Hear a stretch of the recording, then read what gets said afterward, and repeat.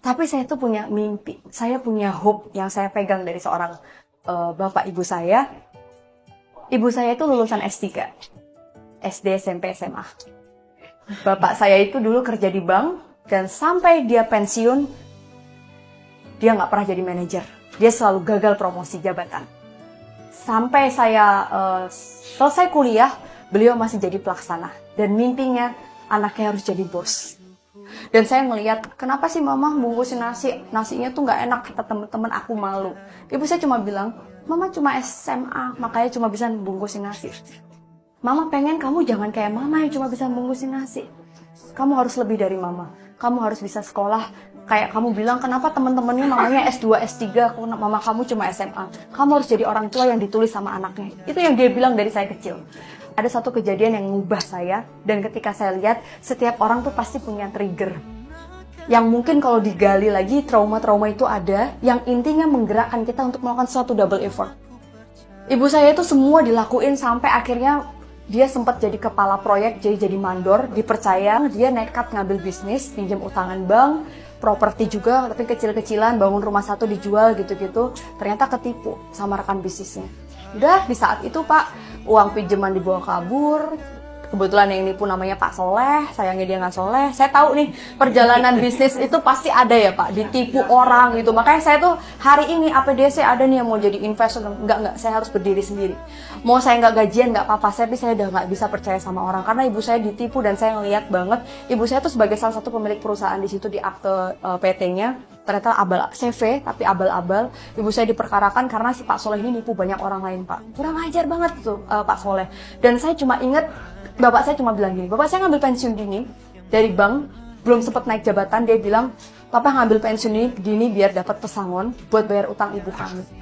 Dan dia bilang, kemarin rezeki kita 1 liter dikumpulin, ibu saya nangis minta maaf, bapak saya cuma bilang, 1 liter ini tumpah karena Allah pengen kita rezekinya cuma setengah liter. Insya Allah lebih berkah, papa mulai dari nol. Papa bikin rumah kecil, yang papa jual, kamu tetap kuliah. Berapa kali saya bilang, papa, Ana mau cuti, mau bantuin papa kerja. Bapak saya cuma bilang, enggak, papa pengen ketemu kamu di Gerana Sabah, kamu nggak boleh nyerah. Dia nyetater motornya, mobilnya dijual, dia berusaha, kayak tukangnya cuma satu, dia ikut ngecat, dia ikut kadang-kadang nyangkul dan lain sebagainya, kulitnya sampai gosong. Tapi saya cuma ingat, ini papa lakuin buat kamu karena kamu satu-satunya masuk UGM. 2 generasi nggak ada Pak yang masuk UGM. Dia cuma bilang ketemu di Geraha Sabah, that's my purpose. Dan saya tahu ini hope orang tua saya. Jadi waktu saya S1, saya waktu itu skripsi, saya ingat banget, saya bilang ke dosen saya, Prof, saya pengen lulus bulan Januari karena saya pengen lulus terbaik. Kenapa Analisa? Satu kesempatan beasiswa, saya harus jadi lulusan terbaik di fakultas ini.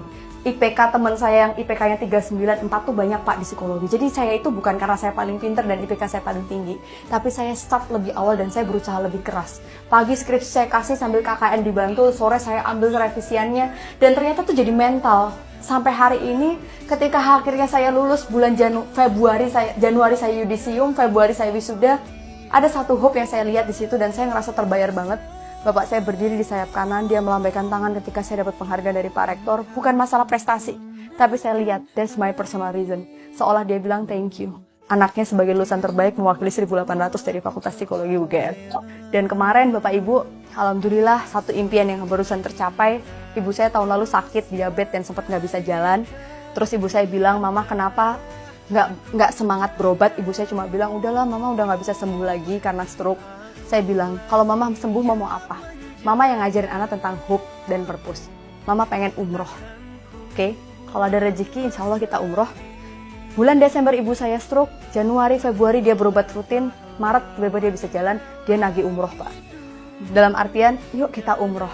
Waktu itu pekerjaan saya lagi sangat padat banget, dan saya bilang, Ma oke, insya Allah ada rezeki ya Ma. Gimana caranya nanti kita umroh sesuai janji anak. Dan Masya Allah, tabarakallah Pak, nggak ada maksud sombong. Tapi saya barusan ngejalanin suatu proses dalam hidup saya, there is a hope. Ketika bulan lalu saya gandeng tangan orang tua saya, kita bertiga umroh. Dan itu sangat luar biasa.